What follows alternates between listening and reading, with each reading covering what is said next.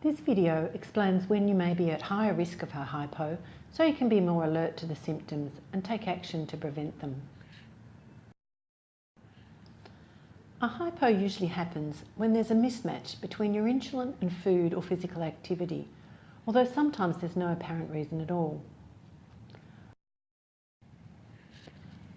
A hypo can happen if you have too much insulin for the food that you eat. For example, if you overestimate the amount of carbs in your food, you eat less than planned, or have been vomiting. Eating out can be challenging because you may have to guess the amount of carbs in the food and the time your meal will arrive.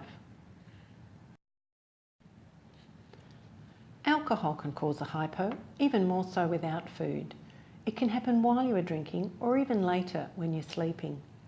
Alcohol can also affect your ability to recognise and manage a hypo. After drinking alcohol, check your blood glucose before going to bed.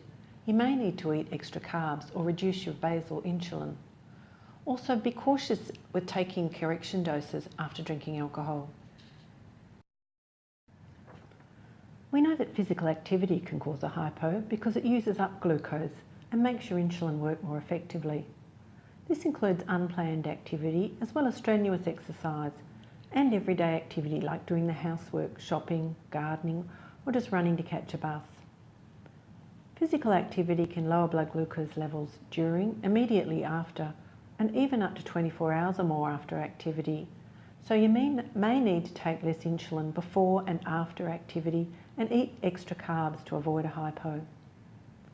While you can make adjustments before your regular or planned activity, unexpected physical activity, like an unplanned walk or home repairs that take longer than expected, will lower your blood glucose too, and you'll need extra carbs to avoid a hypo. Also, be alert for delayed hypos after very prolonged or strenuous activity, like a day in the garden or 18 holes of golf. Some things can make your insulin work more effectively or quicker than usual, and this may cause hypos. Some people find their insulin is absorbed more quickly after a hot bath or sauna or in very hot weather. Injecting into the muscle or in a leg or arm prior to exercise can also make insulin act faster. Insulin may be better absorbed in a new injection site, so if you change where you inject or insert your pump cannula, keep an eye on your blood glucose levels. Another common cause of hypos is insulin stacking.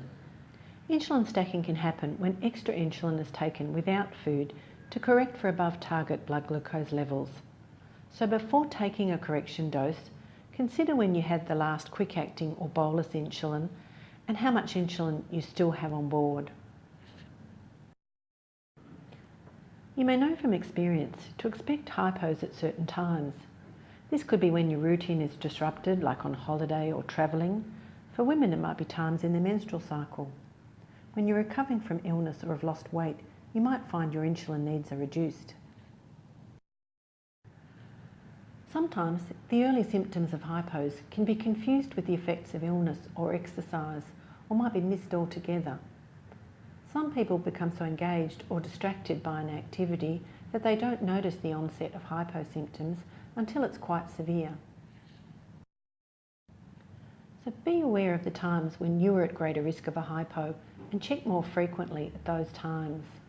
Remember, you might need to reduce your insulin and have extra carbs when you exercise or drink alcohol.